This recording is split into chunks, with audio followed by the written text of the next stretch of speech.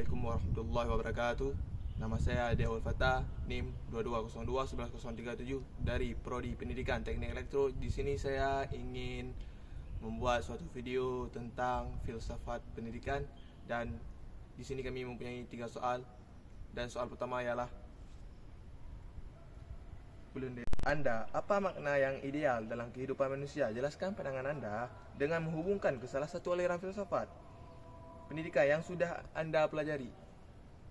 Baik, menurut saya, pendidikan yang ideal dalam kehidupan manusia adalah pendidikan yang membentuk manusia secara utuh, yaitu manusia itu dibentuk untuk kehidupan yang nyata, seperti bermasyarakat,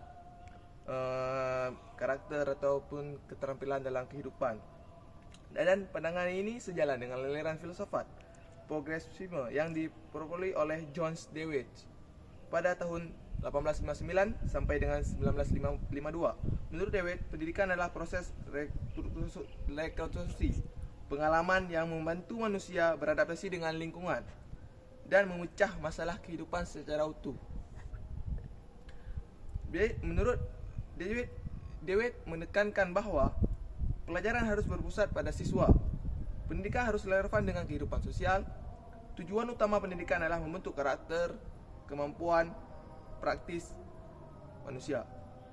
Baik, masuk ke soal nomor 2. Ceritakan satu kasus nyata di sekolah atau kampus atau lingkungan sekitar Anda yang Anda cerminkan ketimpangan dalam pendidikan. Analisis kasus tersebut berdasarkan satu atau dua aliran filsafat pendidikan. Satu kasus mencerminkan bahawa di pedalaman Aceh terdapat banyak sekali tenaga pendidik yang tidak mumpuni ataupun tidak banyak bakatnya. Tapi ketika di kota-kota besar di Banda Aceh, di sini kita dapat bisa melihat di sini orang sudah mulai menggunakan HP, tablet dan smartphone lain-lainnya. Dan analisis filsafat pendidikan menurut aspek tokoh William Balgit menekankan bahawa pendidikan harus memberikan pengetahuan dasar dan keterampilan esensial yang sama bagi semua peserta didik agar mereka siap untuk bermasyarakat. Baik, kita masuk ke soal nomor 3. Bagaimana filsafat pendidikan masih relevan di era digital dan AI saat ini? Jelaskan pandangan Anda dengan argumen filosofis. Menurut saya, tetap sangat relevan di era digital dan AI saat ini. Bahkan semakin penting, berikut ni alasannya. Era digital membuat informasi mudah diakses lewat internet dan AI, sehingga fungsi guru bukan lagi satu-satunya sumber pengetahuan.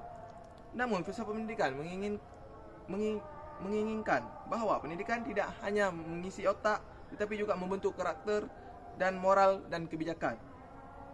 Menurut tokoh Socrates menekankan metode dialektika, berdialog untuk mencapai kebenaran, bukan sekedar menghafal. Baik, kesimpulan yang saya ambil di jawapan nomor 3, filsafat tetap relevan karena menuntut arah pendidikan di tengah banjir teknologi dan informasi. Dan jadi kita harus dapat memilah suatu informasi, baik benarnya ataupun salahnya. Kita harus mencari sumber kebenaran suatu informasi tersebut sebelum kita mengambil suatu tindakan. Baik, itu yang saya sampaikan. Lebih dan kurang saya mohon maaf. Wabillahi taufiq wal hidayah. Wassalamualaikum warahmatullahi wabarakatuh.